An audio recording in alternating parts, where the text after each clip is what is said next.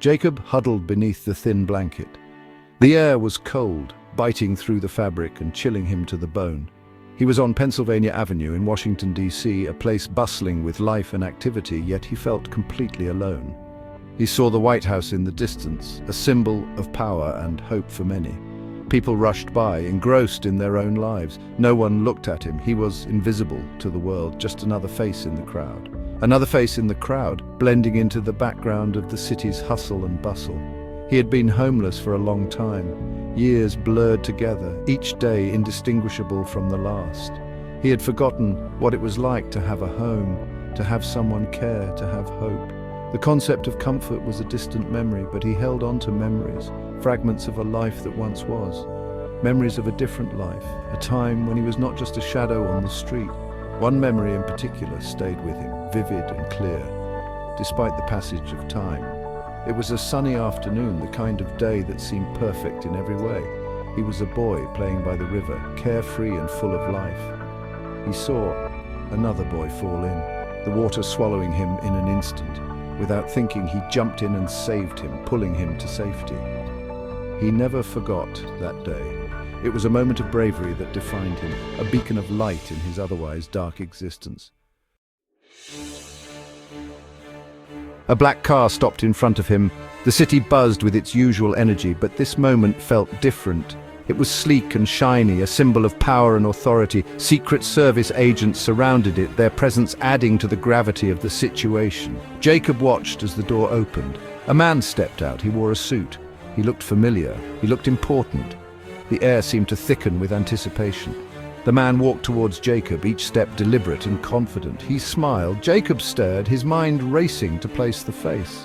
He couldn't believe his eyes. This was no ordinary encounter. It was the President of the United States. The realization hit him like a tidal wave. The most powerful man in the world, standing just a few feet away, and he was walking towards him, closing the distance with every step. "Jacob?" the President asked. His voice was kind yet commanding. Jacob's heart pounded in his chest, each beat echoing in his ears. He hadn't heard his name spoken in years. It felt strange, almost surreal, unfamiliar, like a distant memory resurfacing. "Mr. President," Jacob managed to say. He was speechless, his voice barely a whisper. He couldn't believe this was happening. It felt like a dream. What was the President doing here? The question lingered in his mind. Why was he talking to him? The mystery deepened with every passing second. The crowd buzzed with excitement. People stopped and stared. They whispered to each other. They took pictures with their phones. They couldn't believe what they were seeing. The President was talking to a homeless man. The Secret Service agents looked nervous. They scanned the crowd. They watched Jacob closely, but the President didn't seem to notice. He was focused on Jacob. He listened intently. "It's really you," the President said. He smiled again. This time it reached his eyes. Jacob saw something in those eyes. Recognition, gratitude. "Yes, sir," Jacob said. He felt a lump in his throat. He was overwhelmed. He couldn't understand what was happening. Why was the President being so kind to him? "I never forgot what you did for me, Jacob," the President said. His voice was soft now. He looked at Jacob with warmth. Jacob frowned. He didn't understand. "What do you mean, sir?" Jacob asked.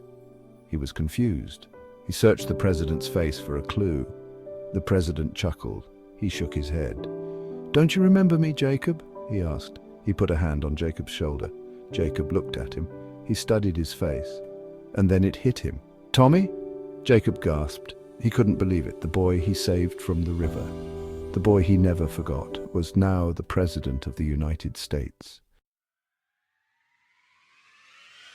The President smiled, his eyes reflecting a deep sense of fulfillment and warmth. He nodded. "It's me, Jacob." His voice was filled with a mix of surprise and gratitude.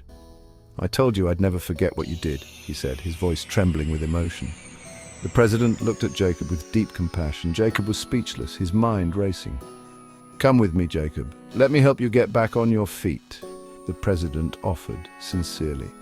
He extended his hand, a gesture of genuine support. Jacob stared at it, then back at the President, his disbelief slowly turning into cautious hope. Hope flickered in Jacob's eyes, a spark that had been long extinguished. hope he hadn't felt in years, a feeling he thought he'd lost forever. He took the president's hand firmly. He stood up, feeling a new sense of purpose. He felt a surge of gratitude, a warmth spreading through his chest. The president led him towards the car, a symbol of a new beginning. The crowd watched in stunned silence, their eyes wide with amazement.